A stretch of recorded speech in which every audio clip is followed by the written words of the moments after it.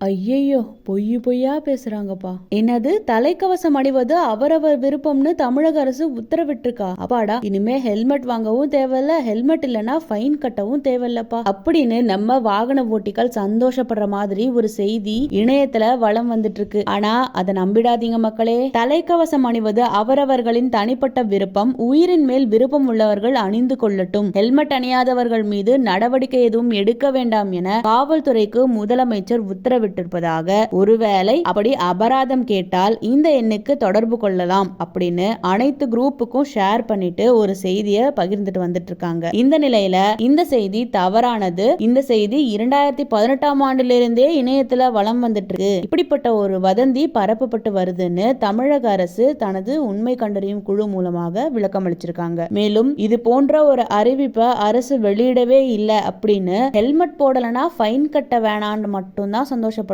ஆனா அது வெறும் பணம் கட்டுறதுக்கான விஷயம் இல்ல, அது உயிரை பாதுகாக்கிற விஷயங்கிறது எப்பதான் நம்ம மக்களுக்கு புரிய போதும். இப்படி ஹெல்மெட் போட வேணான்னு சொல்லி ஒரு விஷயத்த இத்தனை வருஷமா பரப்பிட்டு வரதுக்கு ஹெல்மெட் போடுறதுனால எவ்வளவு பாதுகாப்புன்னு பரப்புனா கூட ஃபார்வர்ட் மெசேஜை உண்மைன்னு நம்பிட்டே இருக்கிற சில வாட்ஸ்அப், ஃபேஸ்புக் பிரியர்கள் அதை ஸ்ட்ரிக்டா ஃபாலோ பண்ணுவாங்கல்ல.